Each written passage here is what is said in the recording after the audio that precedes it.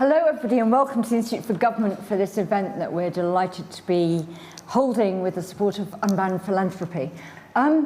Today we're looking at the eternal question, is the Home Office fit for purpose? One of the machinery of government questions that is always seems to be with us, despite the fact that the Home Office has changed functions a number of times. It remains one of the most controversial and troubled departments in government, currently on its fifth Home Secretary since 2016, also known as its fifth Home Secretary since 2010, at least the 2010 election, thanks to that very long tenure of Theresa May as Home Secretary. It has a wide range of responsibilities, most often in the news, probably because its responsibilities around immigration, refugee, asylum policy, but also with responsibilities on police, and counter-terrorism and stuff like that. So to discuss whether the Home Office is fit for purpose, whether it needs reform, and whether it is reforming in the light of the Windrush scandal, I'm delighted to be joined by a brilliant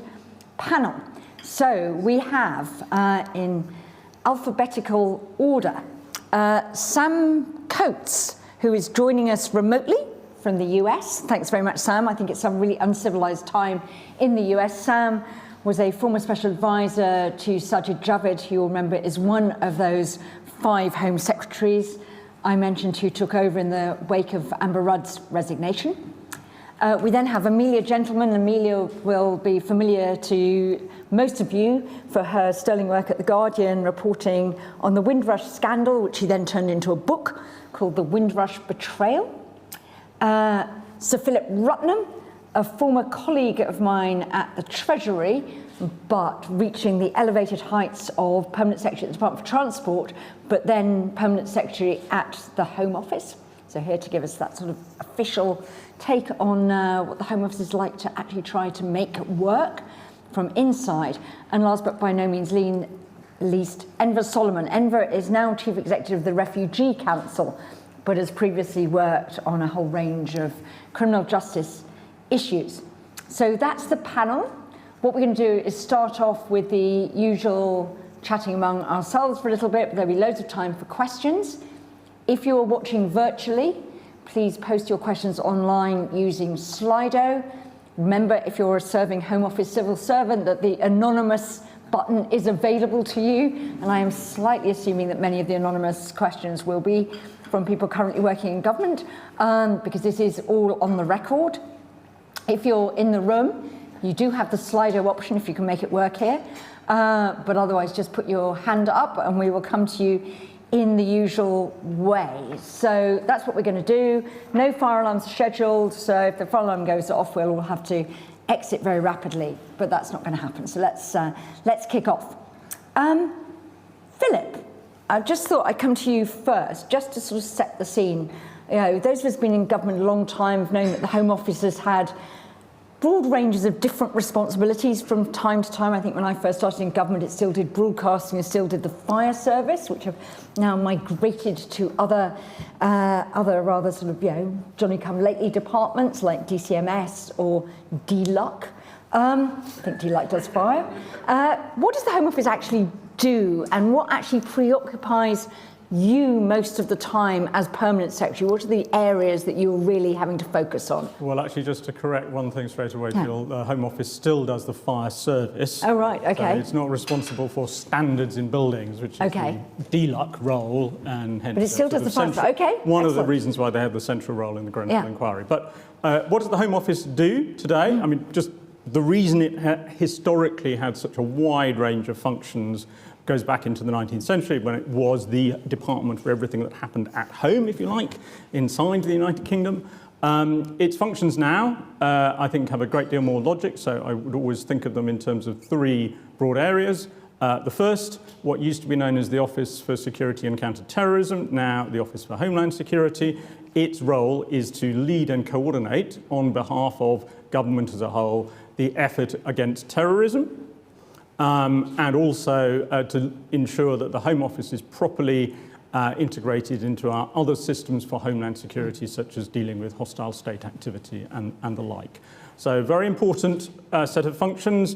right at the high security end of roles within government, relatively small in terms of staff numbers compared to the function I'm going to talk about later, immigration, but nonetheless very, very, very important, and actually occupies a good deal of the time of somebody like me when I was Permanent Secretary or Home Secretary. Works closely, obviously, with security partners in the UK and abroad.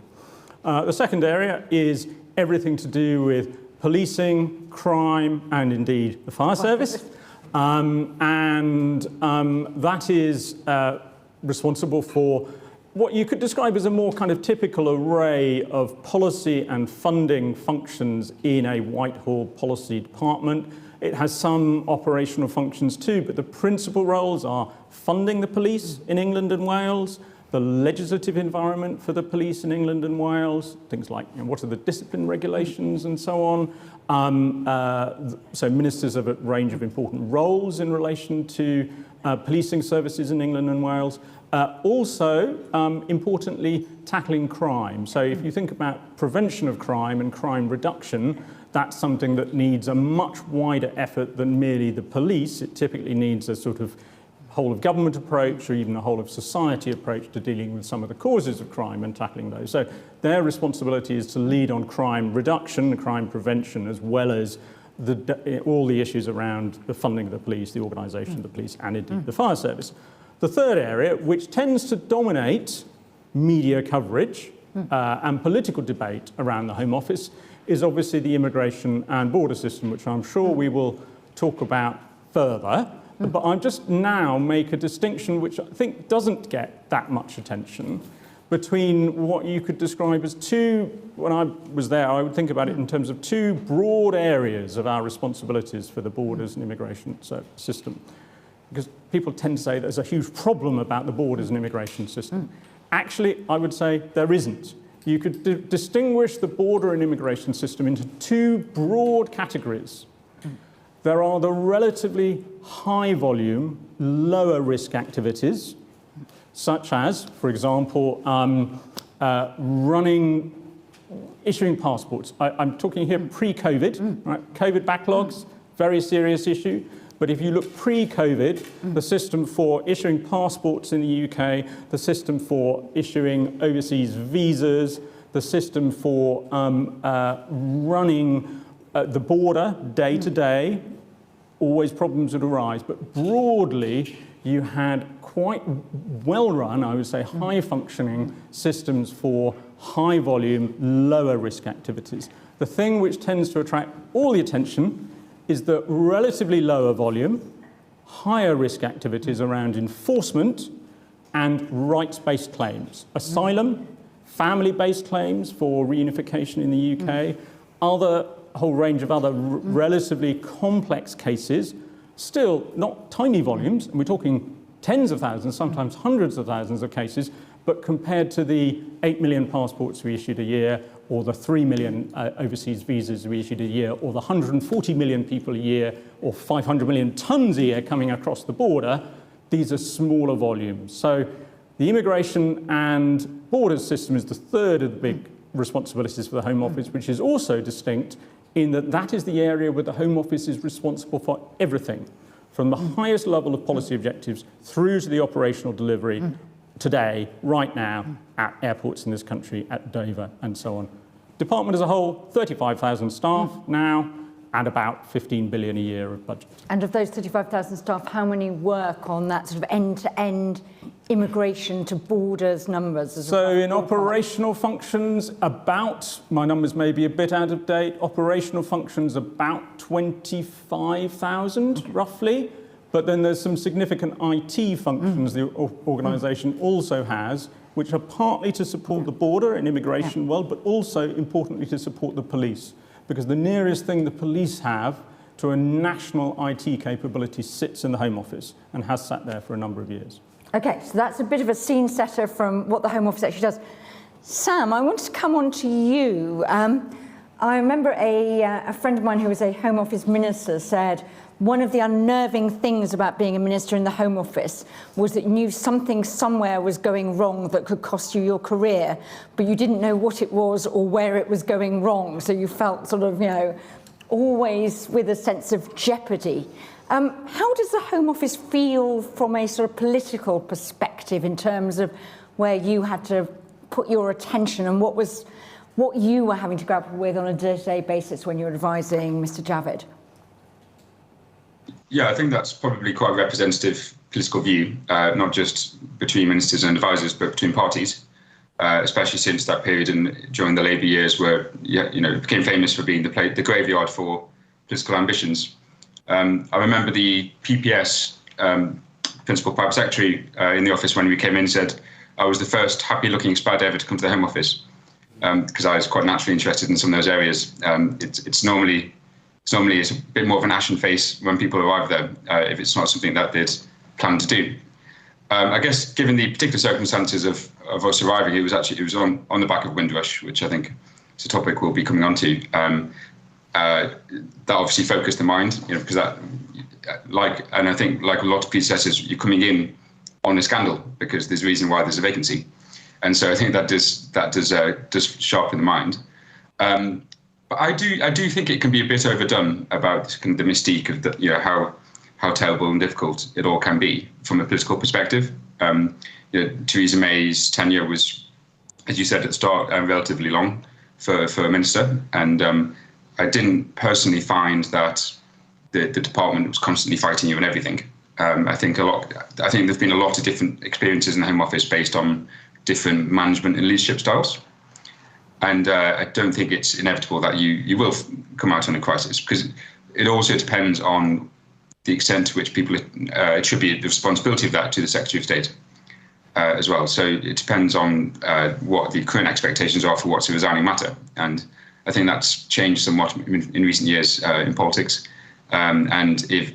So I think sometimes Home Secretaries feel a need to position themselves versus the department, so that they are more likely, they can better blame the department for the issues which come up, rather than being seen as the sole sort of person responsible for all the problems. And you do see it a lot in a lot of the decision making compared to some of the departments.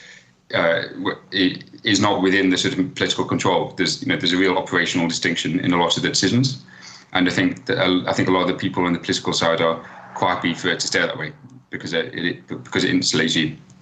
But there's only so much you can do that. You're signing off on many submissions every day, often some quite complex cases, and I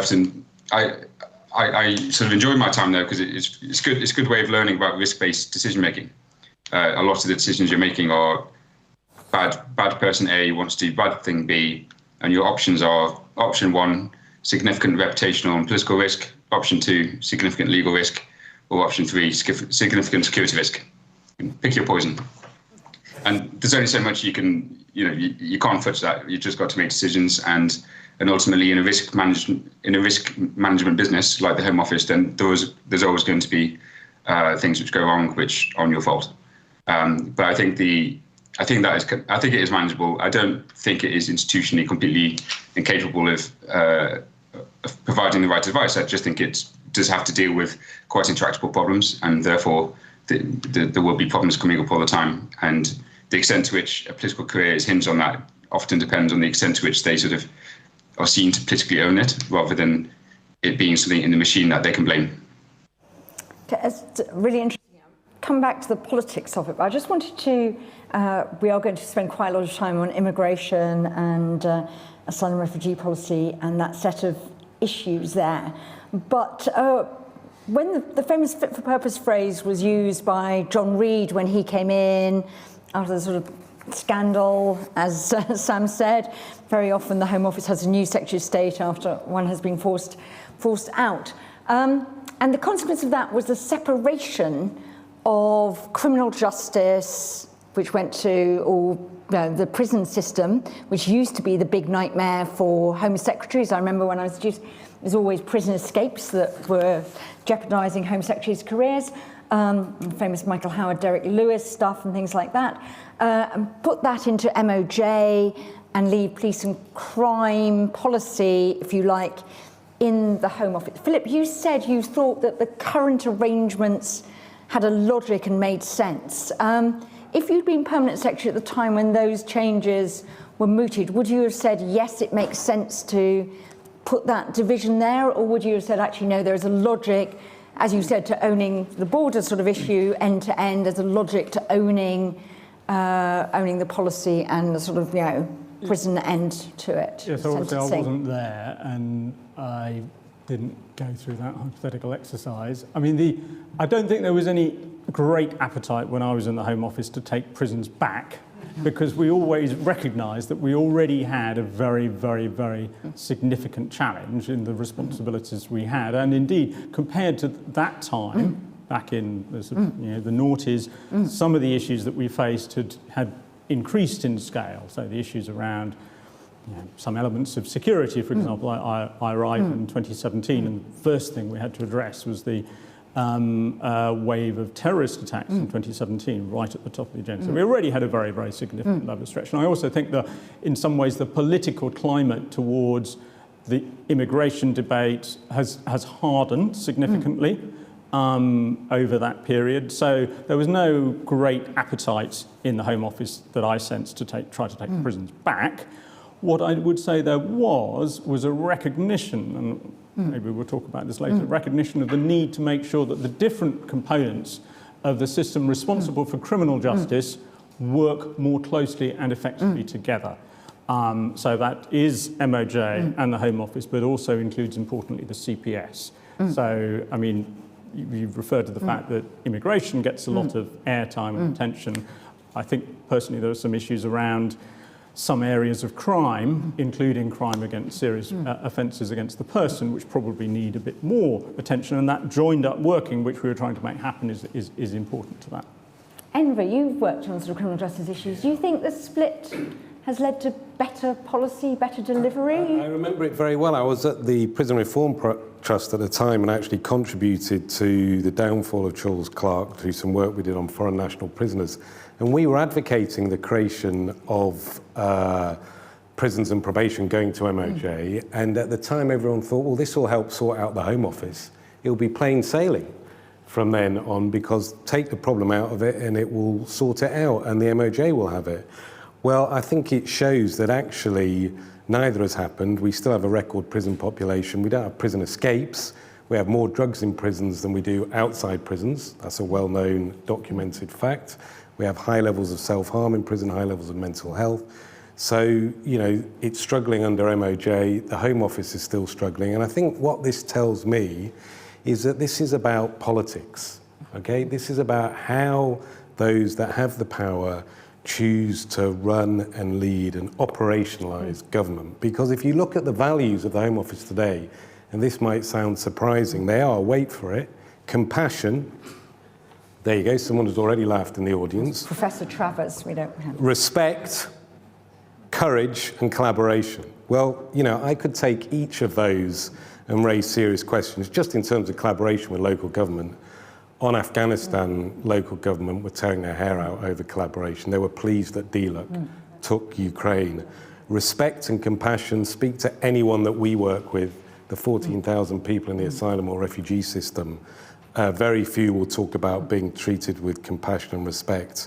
And courage, well, I guess you could argue that the new Home Secretary is seeking to be courageous, but not necessarily in the political direction that I would definitely not support and not see it as courageous rather than desperate. So it's a problem of politics, I think, because the department could work well. The number of decision makers on asylum cases was run down by ministers, so therefore there weren't enough to make decisions, so we have a backlog of over 120,000.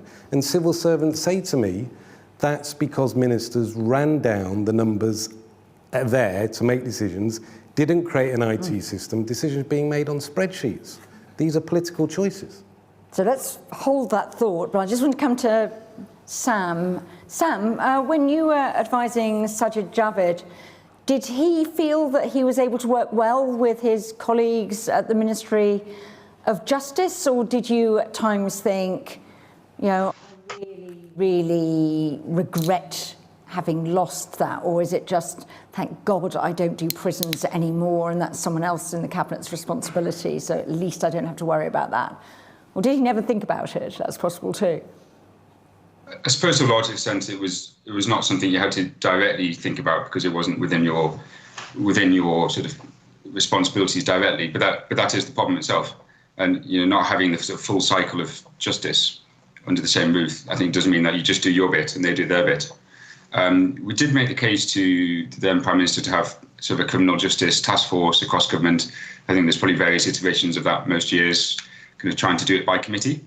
But in my view, and I think to Emma's point about ultimately the political direction of things, I think structurally, if they're not under the same roof, it's not going to have the same level of collaboration. And I've actually been an advocate for a few years for splitting them away for a couple of reasons, which through a political lens, I think make sense. The Home Secretary is the person seen and has the responsibility and the incentive to be seen as the strong person on crime.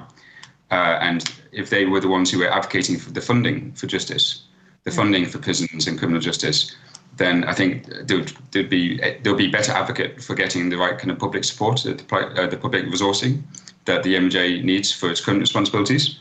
At the moment, if you poll the public on things that money should go to, the MJ's purview is always right at the bottom, because it's just making life nice for prisoners and giving criminals lawyers, etc. In how it's seen. But actually, if it was the Home Secretary who could see the full consequences of the failing system in justice and felt responsibility for the outcomes of that, then I think they would be actually a good advocate for appropriately funding the justice system.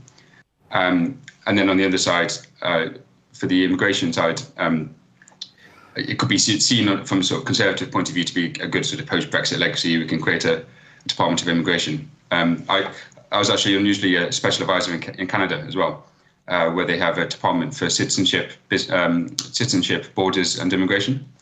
And I think from sort of progressive sort of point of view, if you had immigration linked to integration, to citizenship, and you sort of detoxified it a bit from the enforcement history of the Home Office, then you can sort of make it a bit more of a positive thing again. Although I know Conservatives on the other hand who worry about that because you're taking it away from the risk management and security sphere and making it more about feeding the labour market and having some nice citizens. So there's lots of arguments both ways, but I think the structure is important for the politics because it's about what does the cabinet minister care about, and if it's not directly in their purview, then it's never going to be at the top of their in tray. Really interesting. I want to pick up what you were just saying there about the potential for changing sort of immigration. Amelia, you looked at Windrush. What did you think that the Windrush scandal really said to us about the sort of mindset, culture, the way the Home Office operated as an institution, as opposed to the sort of policy per se of things like hostile environment? Well, I mean, I think it's quite hard to disaggregate those two things, and I think that Home Office employees get a lot of criticism for implementing government policy.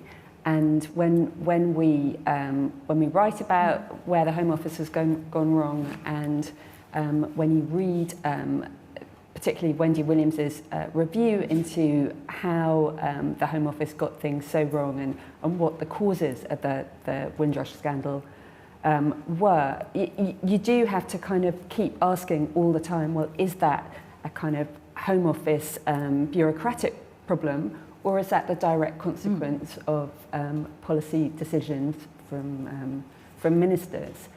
But in terms of the culture, I suppose the best place to look is Wendy Williams's review, which was published in 2020. It was an incredibly forensic investigation into how things had gone so wrong, and it concluded that there was a culture of disbelief and carelessness within the Home Office, a lack of empathy for individuals. It also found that the Home Office displayed ignorance and institutional thoughtlessness on the subject of race, in part consistent with institutional racism.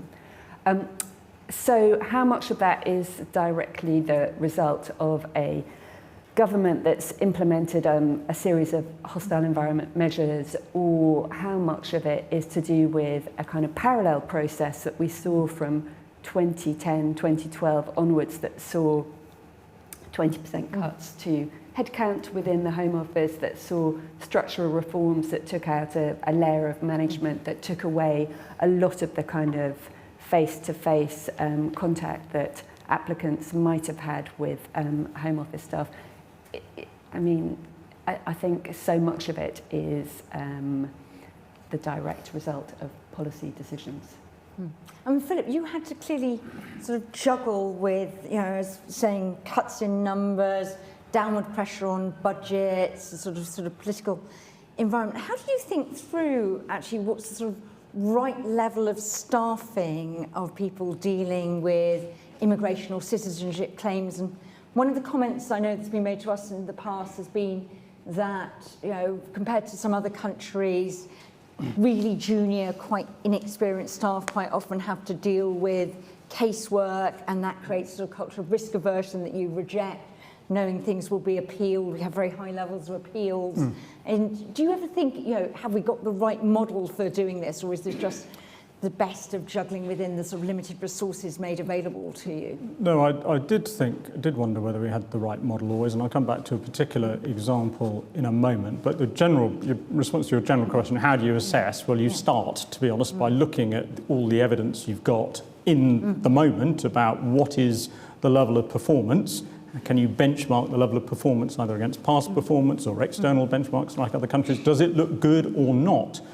I go back to my previous examples, actually, again, pre-COVID, on things like overseas visa issuance or passport issuance. Pre-COVID, we were right up there, as good as more or less any major country in the world, and in terms of staffing numbers as well, and efficiency of customer service. It all looked pretty good. Not so it's perfect, but pretty good.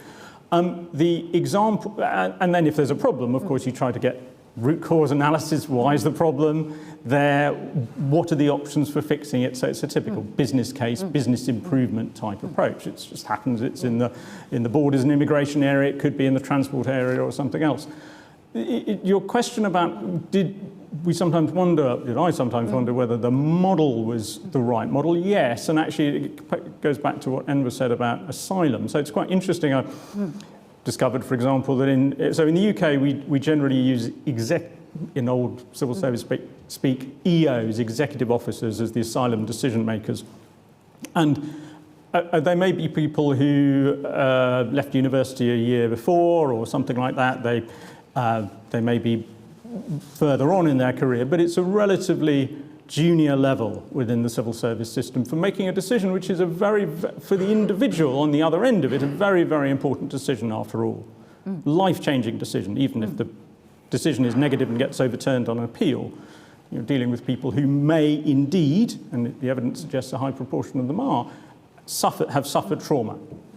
Real, serious ill effects they've already suffered. So it's a very, very important decision. I discovered in Switzerland that they use, obviously it's a different system, smaller number of asylum cases and so on, they use a grade 7 equivalent in civil service speak, which is 3 full levels higher to make asylum decisions. Now that would have required a complete rethink of our staffing model, our structures, choices about where we recruit people. But I think go back to the point I was trying to make earlier about this, the real issues on immigration tend to arise in the relatively lower volume, higher risk, higher complexity, rights-based claims, rights-based issues.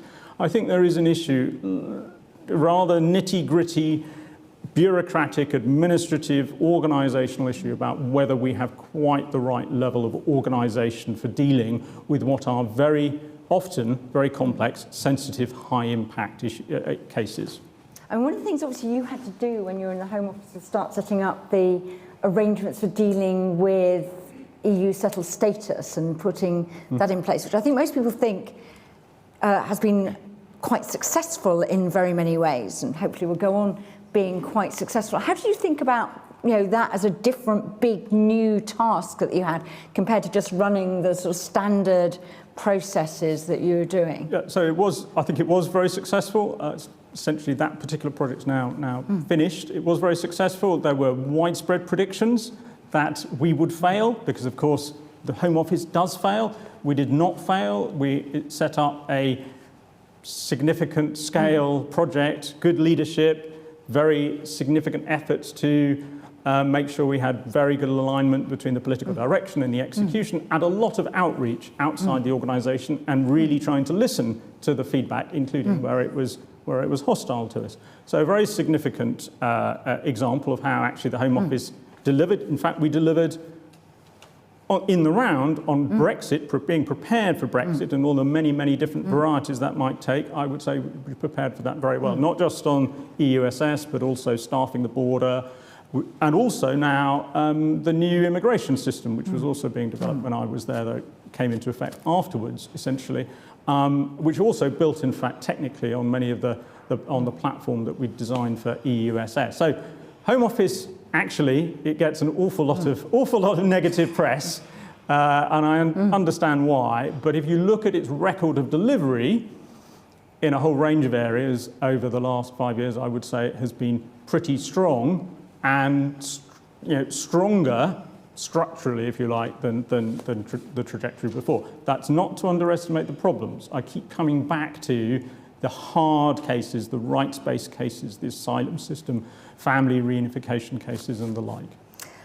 I'm going to pick up one of the questions from Slido, and I'm going to come to the audience, and maybe to Amelia and Sam here.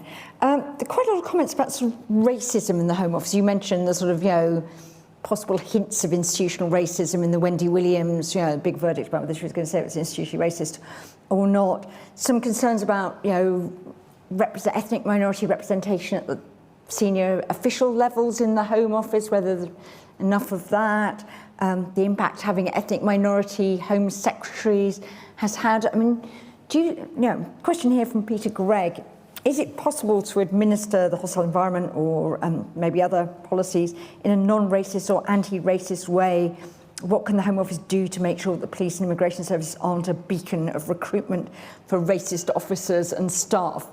You don't have to agree with that proposition, but what do you think the Home Office really is tackling this sort of blind spot that Wendy Williams shone a light on, Amelia? So Diane Abbott makes quite an interesting point about some of the hostile environment legislation, and she says it's impossible to have legislation that is designed to single out illegal immigrants without having people responding to it in a way that singles out people who they think look like they might be illegal immigrants. And that was certainly the finding, I think, by the High Court in relation to the right to rent legislation, where they found it was proven to be racially discriminatory because landlords were self-selecting, were choosing not to rent towards people that they had any kind of latent concern might not have the right documentation. And because landlords aren't trained as immigration officers, they were taking kind of proxy shortcuts around people's names, their skin colour, their accents. So I think there is a kind of unresolved question about the inherent discrimination that comes as a result of hostile environment policies.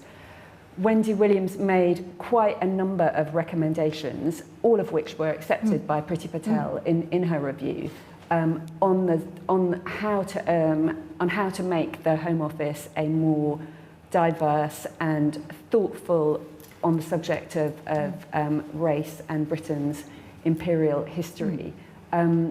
And I think in her review that was published earlier this year, she was very, very disappointed across the board with how well the Home Office had done in implementing its proposals. But I think 8 of the 30 commitments have been ticked, as it were. But the ones around, there was a proposal that said it was important to develop a training model for all 35,000 Home Office employees would be given in the history of empire and Britain's history, colonial past, and the history of Black Britons. And that training programme is still, it's 2 years now, I think, overdue, and it's still being worked on in a Coventry University. The kind of development of it has been incredibly problematic. Right. Enver, do you? Yeah, I mean, look, it's pretty simple in some ways, isn't it? If you have an Home Secretary that says everyone that's coming to this country seeking asylum is illegal, then you send out a message that the nationalities that are coming are illegal and are some kind of aliens, which has racialized overtones. Of course it does, because if you look at the nationalities, you're looking at countries that are not European. They are countries where people have different ethnic minorities, whether that's Iran, Kurds, Afghans, and I could go on. And their experience, therefore, is that they are being discriminated against, because the assumption, the moment they arrive, is that they are guilty until proven innocent, not innocent until proven guilty, because there's a culture of disbelief which is set from the top by the lead person who's ultimately responsible for that department, saying that everyone is illegal. So consequently, people will experience it and perceive it as a form of racism. That is not surprising, is it? In the same way that the problem with the Stephen Lawrence case was that the way the police investigated was experienced by the black community as being differential and discriminatory than the white community. You know, I used to run a charity called Just for Kids Law. We had two exact cases, a white guy and a black guy, both 17, at a festival, both charged for possession of drugs. One was given a custodial sentence, one was given a community sentence. So where you have those experiences, it's perceived as racism. And Sam, Sajid Javid, I think, was the first ethnic minority Home Secretary, I think first of the three now. Did he sort of perceive himself having a sort of different role in changing the culture, you know, different ability maybe to get to grips with some of these cultural issues inside the Home Office, coming in the wake of the Windrush scandal? Yeah, I mean, I think he certainly felt the imperative to show that things were changing, and it was literally on the day that we arrived in the morning. I think by the afternoon he was in Parliament that day as the Home Secretary, saying we're not going to say hostile environment anymore, we're going to say compliant environment. I'm not sure that was entirely checked with number 10 at the time, but we had to do something which was signalling a new shift. But I do think there's, I'd also say as well, actually, in terms of, especially in the senior civil servant layer and the policymaking layer, I think it was notably quite homogenous ethnically, I think it's fair to say, which is something I know he noticed, but that is the case actually in Whitehall quite a lot. And also, it's also the case that as he was going to European summits for the sort of monthly Justice and Home Affairs Councils, he would always be the only non-white face around the table in a European setting. So I think sometimes we can be a little bit sort of sort of self-flagellatory when it comes to this kind of thing. When UK is quite good, it's certainly relative to the rest of Europe in its representation, especially democratically. So I think to some extent he felt that imperative, but I think would also resent sort of people ascribing, greater responsibility, greater, or they need to have certain views because of his own racial background, and that's where you get the reaction from some on the opposite side of the spectrum who sort of seem to sometimes imply that the last three Home Secretaries have had the wrong views for their race.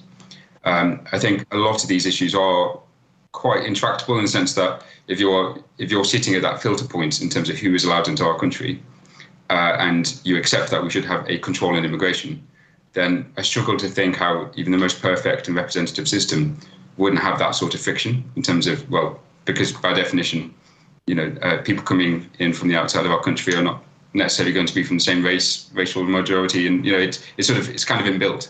What you can change is the extent to which people think you're doing it with the right motivations and the right tone. And I think actually without significant shifts in policy, that those perceptions have changed. In the Labour years, immigration enforcement was a political problem, primarily in not enforcing it enough. And in recent years, it's become a problem here in terms of you see people in the streets stopping their neighbours being taken away by the immigration enforcement officials. So I think a lot is set by the tone, but I do think structurally it's a very difficult area of policy to be in, and it's very inherently controversial. And so there's only so much you can mitigate that for. Very interesting, very interesting. I want to go to questions in the room, so I'm going to take them slightly. Oh, we've got lots of questions in the room. let's start at the back. Well, that's Alex Thomas, but anyway, Alex, yeah. And then we'll come over here, and then we'll do them in bunches of three. So we'll do a couple of rounds. Alex. Sorry, Jill, abusing being a staff member here. I'm Alex Thomas at the IFG. Does the panel think that the suggestion that Home Office civil servants have been organising to oppose the Rwanda policy is a good thing, an example of Home Office courage, or a bad thing, a departure from civil service impartiality? And if they were running the Home Office, how would they respond to that? Okay, let's come down here, and then we'll do this side of the room. Dave Neath, a lawyer and poet. It must be evidence of, just talking about the racist issue, it must be evidence of the strength and success and resilience of racism, and I'm using those words broadly, strength, success, and resilience, that we are living in a period now, the most diverse government we've ever had in the history of Britain, visibly diverse, and the most diverse Home Office leadership for at least the past 5 to 7 years in terms of leadership. And yet, black and brown people in this country feel like it's a more hostile environment. So the structure of racism is such, the success of it, the resilience of it is such that promoting people of color all the way up to the top have, if anything, led to more draconian sort of outlooks and hostile environments.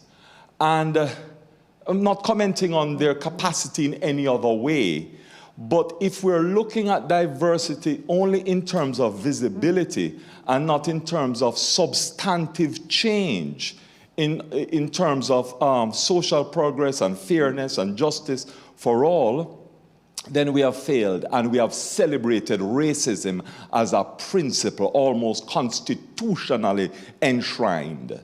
And what should we be doing, and this is the question, what should we be doing to create an environment right at the top and right through all levels where this can be addressed and we can have a fairer society? Okay, and is there a final question on this side? Let's go to here and then we'll work back up. Yes. Charles Hymas from the Daily Telegraph. Do you think a target of tens of thousands of overall immigration is a good one, and if so, how should it be achieved? Okay, well, that's a great diverse set of questions.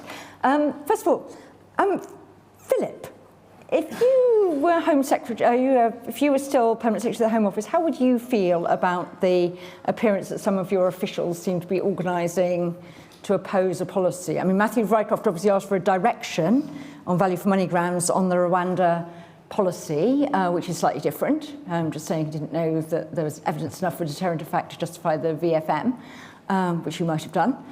Yeah, I mean, I think the direction is completely different. That's different to. That's different to. I think Alex's question, I think, was, or put it in my terms, how would I feel if I were Permanent Secretary and there was evidence that staff were organising to oppose the government's policy? I would be very quickly onto the set of responsibilities for civil servants, and it would, unless they need to talk to HR, you find out exactly what has happened, but it's completely inappropriate. It's absolutely inappropriate. I mean, my understanding was that it was the union, or unions, PCS, which was taking activity in relation to the government's policy on Rwanda. That is another matter. The union is not a Home Office employee. It's completely inappropriate for a Home Office employee to express opposition to the government's policy. It's just not professional conduct. Anyone else want to come in on that? If not, let's move to the question about I can see that we've had a successive of ethnic minority Home Secretaries. They have all been Conservative Home Secretaries who have shared the policies of the Conservative Party. I mean, Sam, you work for Sajid Javed. Do you sort of see is there anything beyond the point here that maybe we elect a different party in government sometime if that's the electorate's view and you would get different policies, or do you think there's something more deep going on underneath? Yeah, I think, well, I'm actually at the US for a conference on racial justice, where we visited George Floyd Memorial and talked about lots of these sort of systemic issues. And I think a lot of in the US, they had some very explicit, racist policies, such as redlining of housing zones and things, which I couldn't see many parallels for. But Windrush is one of the main examples I could think of where we'd had a systemic problem. But there was some criticism here about which I was feeling the need to defend about these former Home Secretaries and the current Home Secretary being from a, ethnic minority background, and yet, and I really don't appreciate that sort of notion that your sort of racial background should determine your policy view in any way. It's an incredibly mainstream view to believe that we should be controlling immigration, and that actually is the moral thing to do. And I think some of the commentary from certain publications, and including some cartoons, have been bordering on quite racist, I think, themselves in the way that they've sort of expected certain views from current Home Secretaries. So just on that point, I don't think it's worth dwelling too much on the particular background of the Home Secretary, and they are representing the policies of the party, policies which are largely actually still quite popular. If we're thinking beyond the world of NGO and legal side of things, the public are pretty right wing on these sort of issues, and indeed the Home Office is seen by a lot of Conservatives as being part of the problem in the other direction. It's seen as the purveyor of the ECHR soft approach to managing cases and things. So the Home Office kind of loses in every direction, really. Enver, I'm going to ask all of you about the tens of thousands Charles's question. Is that feasible? Is that realistic? I think we have a government that doesn't seem to have a very good memory about targets. I mean, it undid David Cameron, so why a Home Secretary would want to repeat that is beyond me. And we seem to have a government which is very good at over-promising and under-delivering. I mean, the previous Home Secretary said she was going to stop all the boats. So what does the new Home Secretary do? Say the same, even though the numbers are increasing, and the issue is far more complex. And anything this government is seeking to do about it is essentially not going to work. It's unprincipled and unworkable, and will not deal with the root cause. So I'm just rather astonished they even think that a target is the right thing and the right way to approach it. There's nothing wrong with wanting to control immigration. It's all about how you do it and how you approach it, and whether you approach it in some kind of principled, workable manner, which, dare I say it, is true to the values of the Home Office. And I'll repeat them again: compassion, respect, courage and collaboration.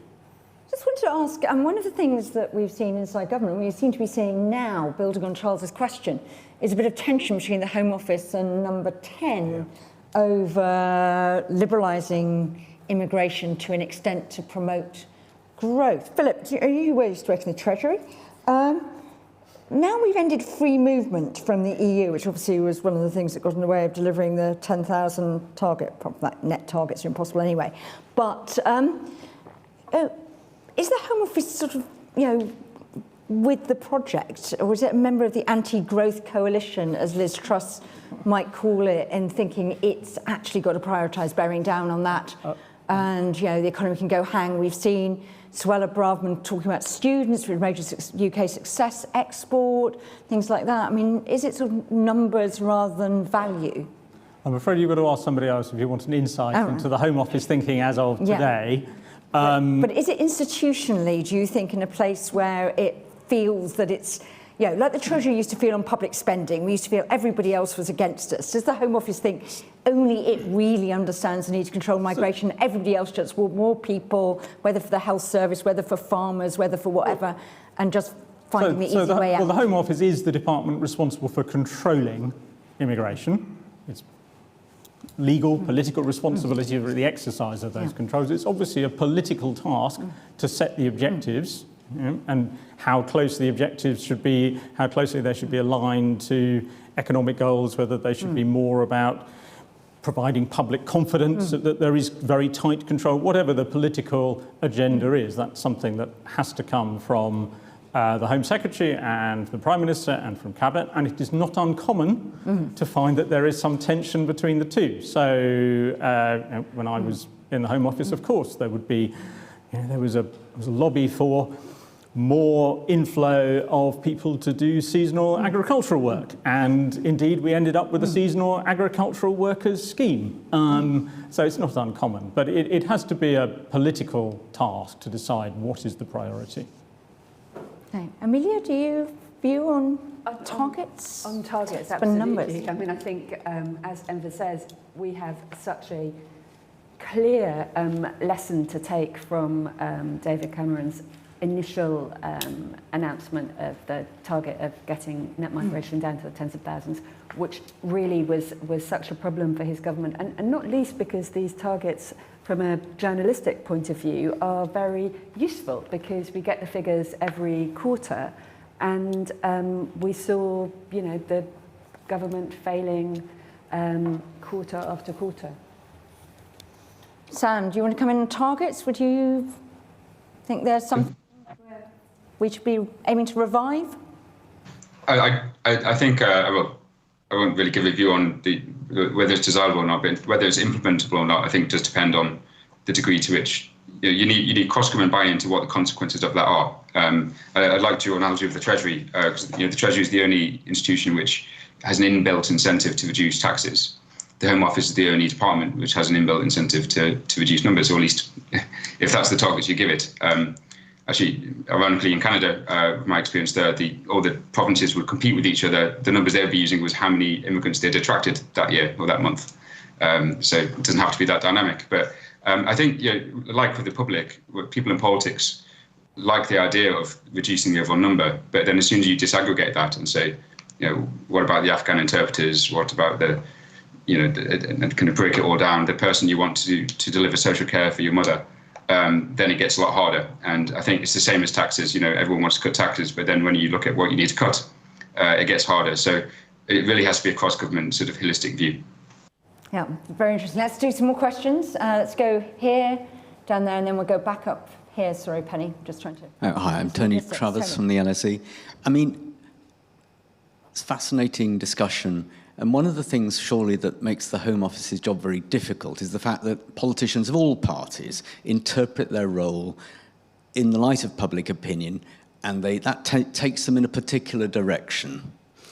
And yet, almost everything the Home Office does, to it, prisons, the police, passports, I'll get off things that begin with P in a minute, immigration, asylum, intimately affect individuals' lives. Yet the department itself can't be open to any of the pressures or contacts that would make it possible to understand how things worked for them.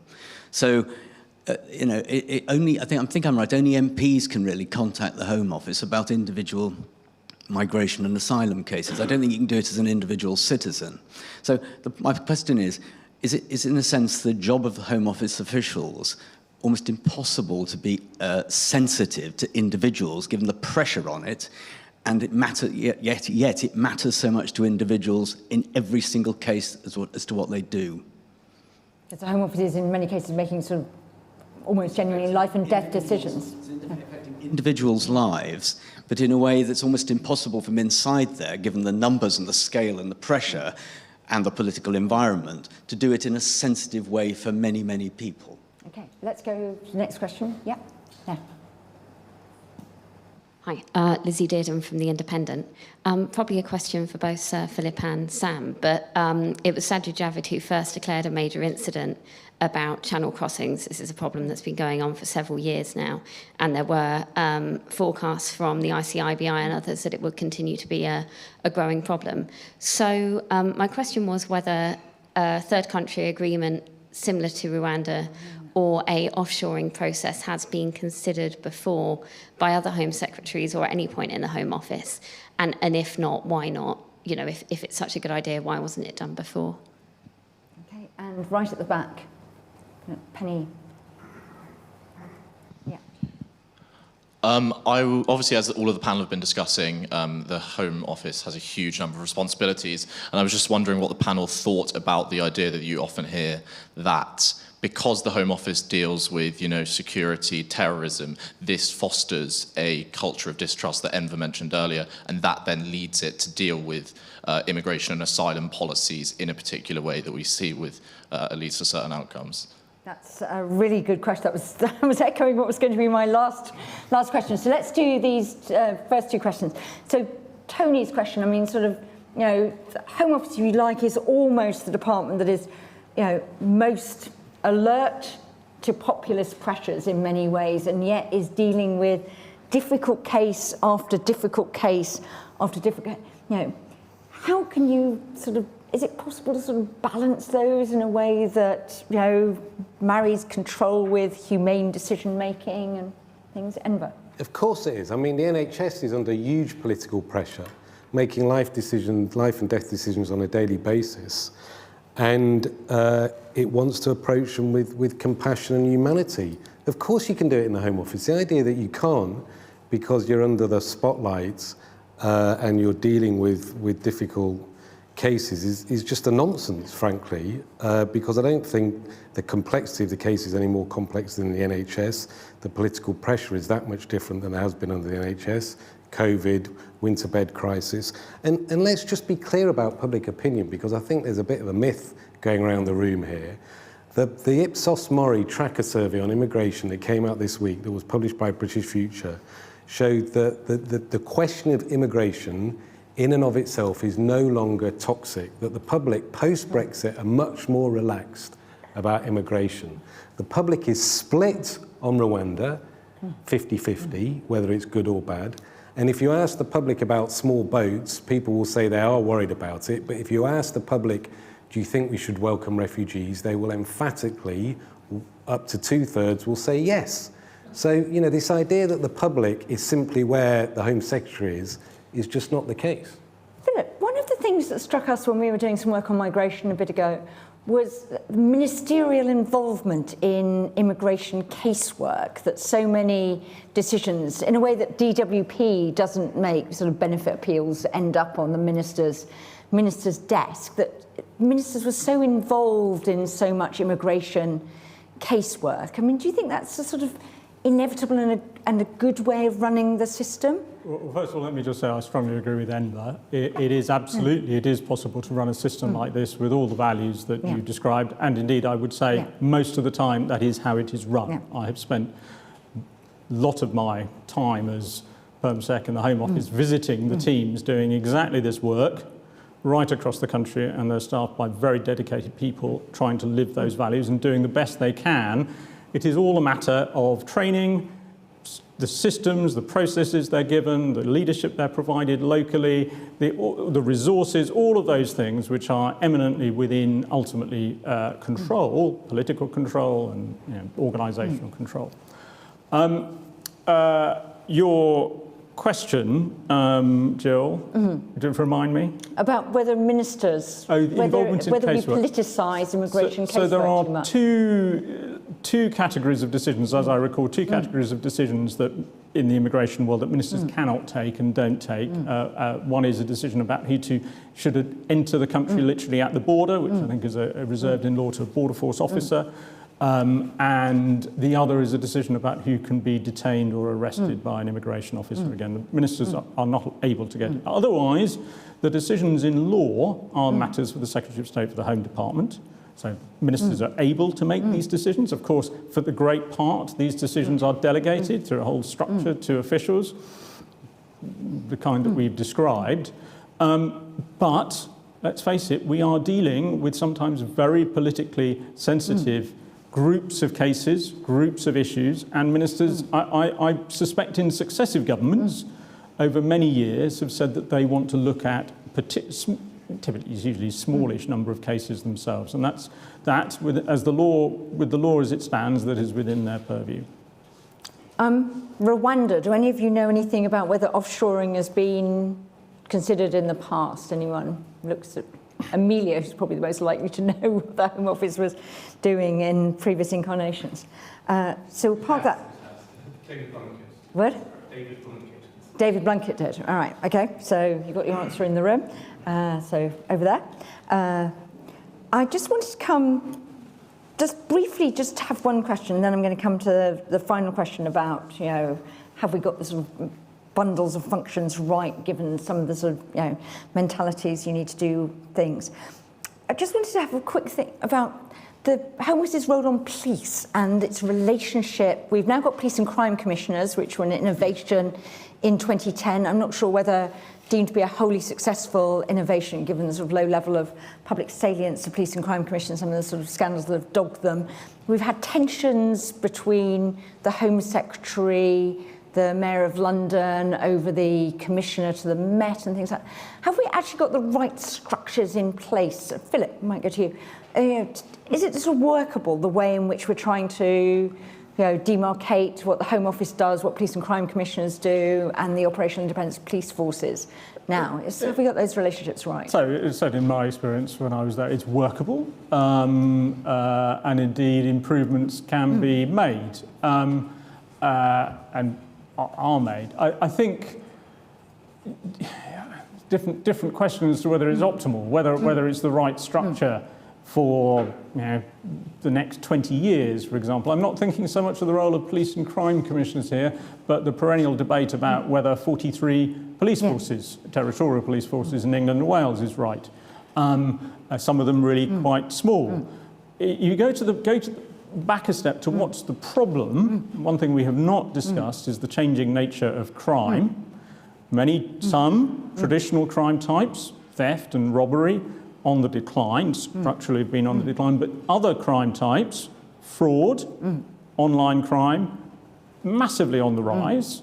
And I'm not sure there are many people who would say that the criminal justice system as a whole, or indeed including the sort of factors that can influence prevention, has got the right answer to that. And I'm not sure that if you were designing a system to deal with online crime, you would necessarily come up with 43 territorial police forces.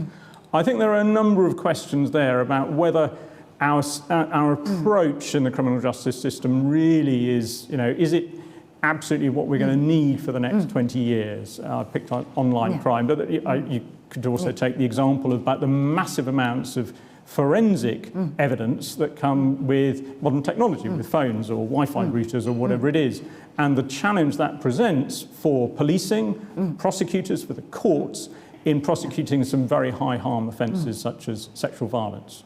That's really interesting. I'm going to come to the final question because I know we're running out of time, which is, this question asks, we've got these sort of control-y sort of functions, counter-terrorism, dealing with the police, also got this running the immigration system. Sam was giving us the example of Canada, which is pro-immigrant and sees itself as very welcoming to refugees, obviously has very controllable borders. Not many people come in small boats over to Canada, but has put immigration and citizenship in the same department. Some of us have thought that with immigration playing a much bigger economic role now post ending free movement, maybe you need to have a different mentality towards work visas and things like that.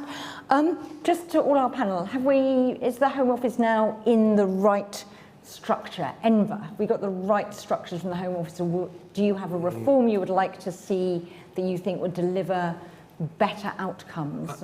I think there is merit in the way that when Labour came in 97, it took youth justice out into a non-departmental public body to look at the pros and cons of that. I'm not saying it's absolutely the right thing to do, but for end-to-end asylum decision-making, I think you could possibly do much better and ensure better quality decisions in a more timely manner that do genuinely see the face behind the case, which for me is the takeaway message from the Wendy Williams review. So that's an ALB, taking out that, but leaving the rest of migration. I think it needs to be seriously looked at as a viable option. Okay. Sam, what would you do, having been inside the Home Office and a number of other government departments that you've seen? Yeah, I think, as I said earlier, I would try and bring crime and justice together under one roof. But conscious that does bring a lot of new problems with prisons and things. I think there's merit in creating that sort of separate borders, immigration, citizenship department. But also it still may feel quite heavy at that point, and some of the Homeland Security functions of the Home Office could well move more towards the centre, where actually a lot of the decisions are made, into the National Security Secretariat. I was trying to do the opposite when I was in the Home Office, because I wanted the Home Office to be the strong department. But I think to rebalance the overall portfolios, I think that could make sense. Just on the crime point, I don't think the structures are ideal on policing, as Philip said, but you have to be careful what you wish for in terms of getting operationally involved in those things as ministers. It is notable that we're the most centralised developed country in the world with an incredibly decentralised law enforcement system. But in general, I think it's worth noting that the original fit for purpose quote was about the immigration part of the Home Office, and it was actually coined by a senior civil servant that John Reid had asked to look into the Home Office. And I think the debate we've had today reflects that most of the concerns about the Home Office's functions, and I would say politically as well, is within the immigration realm rather than the other parts of the department. Amelia, you've looked at this. Do you think a dedicated immigration department is the way forward? Well, one of Wendy Williams' many unfulfilled recommendations is to have a migrant SAR, and even if it were kind of within the Home Office, that would clearly be a way of focusing attention on some of these issues. But I mean, I see at the moment we don't know who the Refugees Minister is post Lord Harrington. Is that right? Yeah. I mean, there's a bit of a gap there. But the other kind of structural thing that I always think is really curious is if you speak to people from the Foreign Office who travel around the world, kind of trying to present Britain as this very open, welcoming place. It's kind of almost inconceivable that they come from the same civil service pool as the people in the Home Office whose life mission is to present a much more closed Britain. Yeah, I think that's true. Quite a few of our ambassadors and high commissioners quite like control over visa issuance, I think, in country. Picked up some of the consequences. Philip, what would you change or nothing? Do you think Home Office is perfect? Well, I'd want to know what one's trying to achieve, because typically there's a lot of reaching for the organisational change lever, because that's a lever that can be reached for. In my experience, unless you're clear, A, about what you're trying to achieve, and B, what the underlying problems are, the organisational change lever itself can lead to a lot of time and effort spent not achieving a great deal. I think that is a very good warning that applies not just here, but to every machinery of government change that government ever contemplates. And with that, I'm going to draw it to a close. So thank you all very much for coming. Thanks to everybody who was watching online. Thanks for your questions. I hope we sort of touched on many of them in the room. And could you just thank our excellent panel? Thank you.